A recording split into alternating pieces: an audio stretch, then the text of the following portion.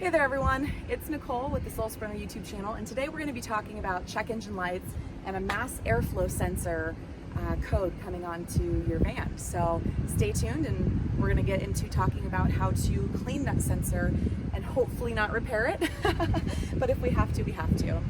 My voice is a little scratched. I just got done seeing Eric Church and Blake Shelton at Shine Frontier Days. So needless to say, I've been having a blast of a time, but today's due for a little maintenance, I guess, so here we go. So my check engine light came on, and I actually use this Bluetooth fixed reader here. You can get it at Best Buy or a few different auto parts stores. Sometimes they do challenge the code reading, so I will take it in and have it read a secondary time. Sometimes at an auto parts store, sometimes at a mechanic. It just depends on what's in the area. This repair is coming to you from the Elks Lodge in North Glen, Colorado. I dropped a friend off at the airport after going for Shine Frontier Days and headed to an Elks Lodge. There's Elks Lodges all over the United States, and they generally have power and water and sewage sometimes. So if not, they have a good drink and a good recommendation at the very least. So I'm sitting here parked in the RV area doing this repair today. I have had my van off for the entire morning, so my engine's not hot. That's really important when you're doing a repair on your vehicle. I also have a flathead screwdriver here to help pull off some of these pieces. Ultimately, what we're doing today is we are pulling off the air filter, and then we're going to be pulling off the mass airflow sensor, and we're going to be spraying some of this mass airflow sensor cleaner inside that sensor area. Now, just to be thinking ahead here, we're not going to be wanting to touch that sensor at all. So as you start this repair, make sure that is something that is reoccurring in your brain. Feel free to also have a rag on hand and any other tools that you feel that are necessary or you may want. You will have to hold the sensor against something to spray it so the aerosol doesn't get into the air, so keep that in mind. So you will definitely want something that you're not going to want to necessarily have extremely clean.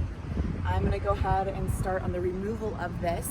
I'll try to bring the camera in a little closer and give you guys a better shot of what that looks like, and then we'll return back. Okay, so on this side of the air filter, you should be familiar with removing these components here, because you should be removing them when you're doing your oil change to get to your oil filter and remove that. First thing is the little connector right here. This is for you to do a battery jump start, and if you don't know, your battery is under your driver's feet, so one of them anyway, but this is how you'll go ahead and get a jump start should you need to. You want to remove that and make sure to reattach it. If you need to write yourself a reminder, definitely do that. These here generally can just pop off. Might want to get my little tool here, shove that in.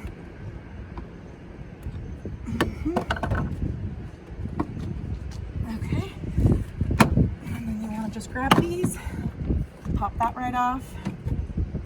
This set in here. Now we're coming over here to the connectors. To my understanding, you should just pull off. And maybe this is the part that it's helpful to have. Oh, there we go. There's one. Get up here a little closer.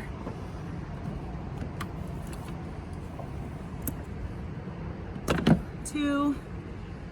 Set those connectors to the side. And now we have this here. So we'll go ahead and just try and get that a little loosened. Sorry if I'm breathing. This actually loose enough to get that off. Alright. Okay, folks. And this here is the mass airflow sensor. And we're going to be removing, well, I guess I only have one screw in there. So we're going to be removing the one screw and pulling that out, and I'll show you a little bit more when we get there. Okay, everyone, I brought you inside the van right now because it's really bright outside, and I wanted to show you this. So this is a guard on the max airflow sensor part here, and somehow we are supposed to remove this guard. Now they recommend using a screwdriver, and I guess I got my flathead screwdriver right here, so we'll see, but it was not coming up very easily.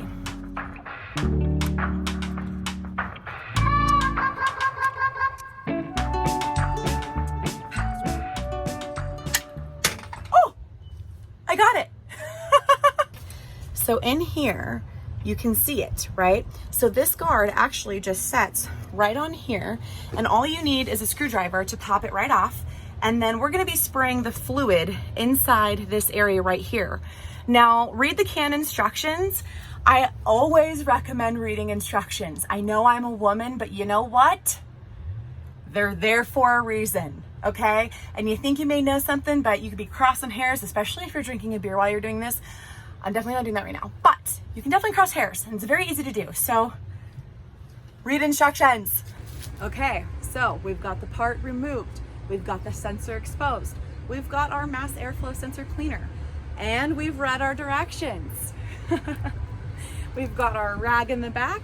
We've checked which way the wind is blowing to ensure that we're not spraying the cleaner on ourselves, on our equipment, on our dogs, okay? So I've mentioned reading the instructions, but I'm going to walk you through what my instructions say and what I'm doing and why I'm doing it. First of all, this mass airflow sensor cleaner is for diesel and gas engines. So I verified it does work for my particular vehicle. It does recommend and require you to use the straw when you're spraying. So you can't just be spraying from the harness, the can itself. From there, you're not supposed to touch the straw with anything in there, the hot wires or the sensor, any of that. So you have to be really diligent and careful and have a good eye. If you need glasses on, go get your damn glasses. Get a magnifying glass. Go grab your kid. I don't care. Don't touch that, okay? Unless you want to spend a couple extra $100. So it says spray 10 to 15 times. I'm gonna go ahead and do that. I'm gonna wait for it to clear out and evaporate, and probably run that through at least one more time as it recommends on my can, reinstall the part, clear the code, drive it around, and see where we're at. I really hope I don't have to come back to do a repair of this part for you guys. I'm not sure if any of you actually saw me using this tool today. It's a really, really special tool to me. It was actually my grandfather's Leatherman, and it is extremely old. I'm not gonna compact it all right now because I'm gonna be doing some maintenance on it and putting some WD-40 and whatnot on there. But it is so old that the patent was still pending on this Leatherman. And I love working on my van. I love working on my truck with it. When I fought fire, I carried it in my fire pack. And it just makes me feel like, you know, I have a little bit of Grandpa's help on every project I work on with it. So, anywho, thought I'd share that with y'all today. Now we're gonna reassemble all of the pieces that we took apart today. So first we're gonna put this cover back on the mass airflow sensor. And I really recommend if you have trouble remembering where and how things get done, just record yourself while you're doing it. I guarantee you're gonna have a lot of little things happen along the way that you're gonna wish that you had record of. So if you just record yourself, no sound or anything, doing all of that, then that's back on there pretty good. Then it should be good to go. All right, so now we're gonna attach this back to the air filter here.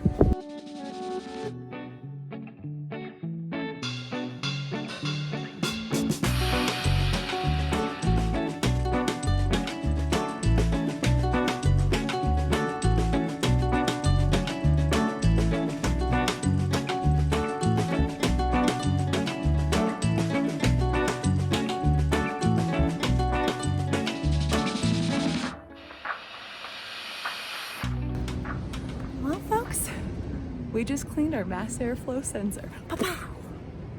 I don't know why I did the pa-pow. I'm just feeling real good.